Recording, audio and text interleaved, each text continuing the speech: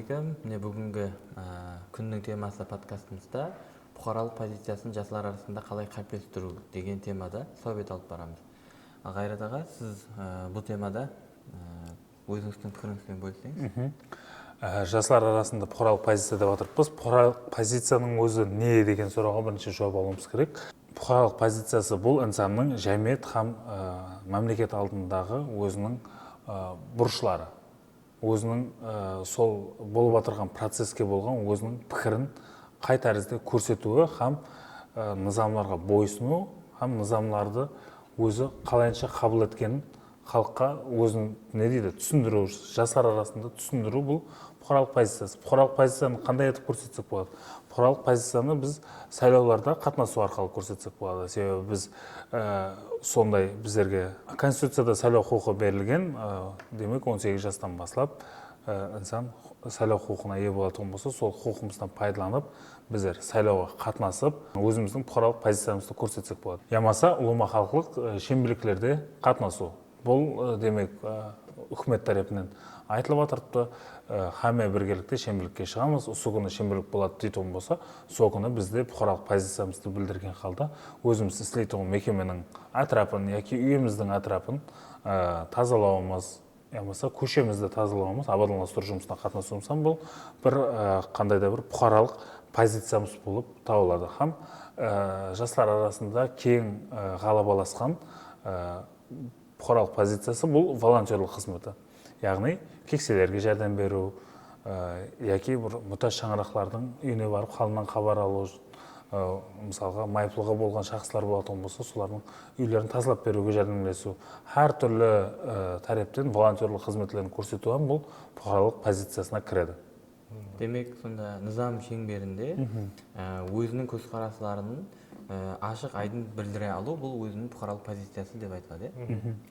Тек низам емес, мысалы жаңада идеологиялар кіріп келеді интернет арқылы, соларға да өзінің пікірін білдіру. Бұқаралық позициясы кейін және бір қарарлар туырдан тура қарар қабыл етілмейді, ол халықтың несін білу үшін додалауға қойылады ғой. Додалауға қойылған кезде де пікірлерін білдіру, өзінің сол пікірін білдіру бұқаралық позициясы болады да. Себебі сіз осы мемлекеттің бұқарасыз, қолыңызда паспортыңыз бар. Бұл қарар қабыл етілсе, сіздің өміріңізге тікелей тәсір қылады. Соның үшін жауапкершілік деген нәрсе. Жауапкершілік һәм одан басқа біздер көреміз, мысалға жәмиеттік жерлерде бір айрым түрдегі жастар бір не дейді? Светофорды ямаса бір көшеде тұрған лампочканы сындырып кетеді да. Бұлам бір бұқаралық позициясын жойытқан адамдар да. Яғни ол затқа біздер немқұрайлықпен қарасақ, оны сындырып кете беретін болсақ, біздер ол жәмиетке зиянымыз тигізіп жатқан боламыз. Біз жәмиетке зиянымызды тигізбеу үшін бұқаралық позициямыз сақлаған қалды. Автобустарда кетіп бара тұрған кездерімізде де тазалық сақлау, яки де көшеде жүрген уақытымызда да өзімізден шығандыны көшеде белгіленбеген орынларға лақтыру, соларға біздер әмелі қылсақ, бұл бұқаралық позициямызды қандай да бір мәністе көрсеткен боламыз. Бұларды біздер кішкентайынан балаларға, жастарға үйретіп бару керек. Ата-аналар тарапынан болсын, мұғалімдер тарапынан болсын, себебі жәмиетте инсан өзін қалай тұту керек екені хақында кішкентай бір мысалдармен үйретілсе, балалар оны тез қабылдайды һәм бұқаралық позициясын білдіруге оларды харекет қылады.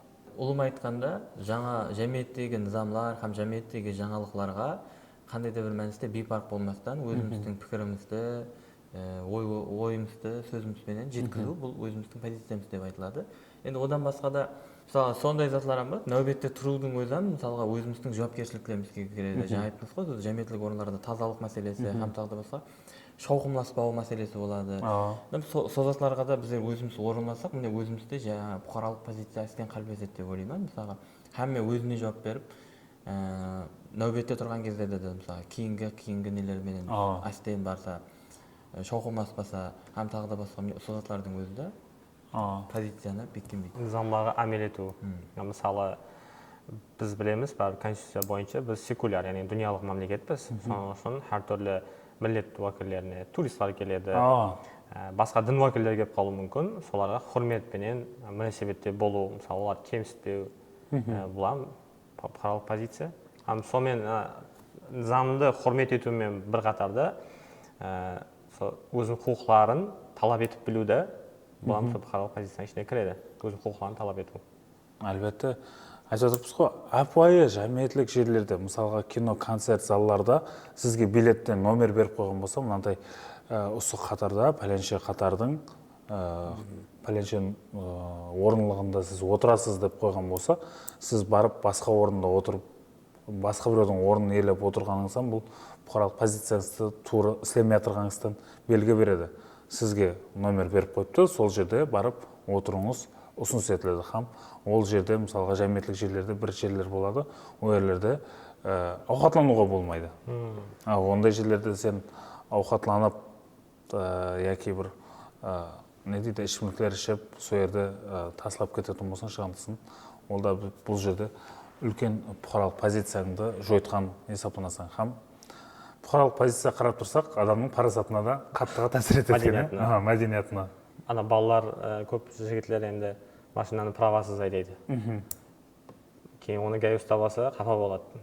Әртүрлі гәп сөз айтады, не қылады.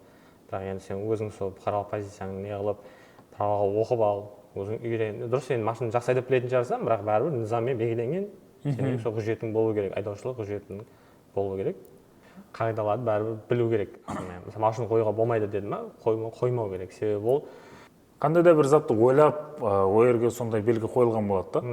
Бәрібір жерде жүретін бұқаралардың құқықтары. Мысалы, сен машинада рөлге отырдың дегені ол сен жаңағы һәм патшасың, һәм басқа затсың, сенің қандай бір үстінлігің бар бұқараға деген емес. Бұқаралар қаласы болу керек, бұқараларға жүруге имканиятлар болу керек, сол низамлықларға бойсыну керек. Кейін масалы пікірлер сәл қызық нәрсе да. Білесеңіз, өзбек аудиториясында активист деген бала шықты, ходжакан деген бола ме де, магазиндерге барып, мүддет, срогы өтіп кеткен затларды видеоға түсіріп, сол магазин дүкан иесіне барып, бұны өзгертің деп талап қылып жатырды. Қарап отырсаңыз, комментария бөлімінде, былайынша көшеде де адамлар әне сол балаға қарсы да. Болмаса ол бала сенің құқыңды қорғап, сен зәһәрленіп қалмасын, сен балаң зәһәрленіп қалмасын, сен сапалы зат ал, пұлын төлеп жатсаң ғой, шегін ал деген нәрсені үйретіп отырды, бірақ көпшілік адамлар баста үйрене салмады да. Сен не қылып жатсаң, жаңағы деп жаман бір нәрсе бетте болды да. Ол болса бұқаралық позициясын білдіріп жатырды, керек болса сенің бұқаралық позицияңды алып шығып жатырды, саған үйретіп жатырды, сен сөйтіп талап ет барған жеріңде деп. Демек, жәмиетте болып жатырған осындай уақияларға, ямаса жәмиетте болып жатырған әртүрлі жаңалықтарға бұқара болып тұрып, өзіміздің пікірімізді, өзіміздің позициямызды білдіріп, жаңалықтардан хабар болып, низамды біліп, һәм өз низамын білген адам, яғни өзінің хақ-құқықтарын білген адам, басқаның да хақ-құқықтарын біледі, һәм басқаның да хақ-құқықтарының шекарасын қай жерде таусылатынын, қай жерде басылатынын біліп, бір-біріге құрмет, һәм тағы да басқа мәселелер болады. Яғни бұның барлығы бұқаралық позицияны білмеуден келіп шықты деп жатыр, жаңағыдай машқалалар. Демек, сондай машқалар болмау үшін өзіміздің хақ-құқықтарымызды біліп, низам шеңберінде өзіміздің құқықтарымыздан пайдаланып, һәм басқалардан сондай бұқаралық позицияға ие болуға шақырып қаламыз деп ойлаймын. Осыныңменен бүгінгі санымыз жұмақланады. Сіздерді кейінгі саналарда күтіп қаламыз. Қош, сау саламат болыңыз. Пікірлеріңіз болса, комментарий бөліміне жазып кетіңізді сұрап қаламыз.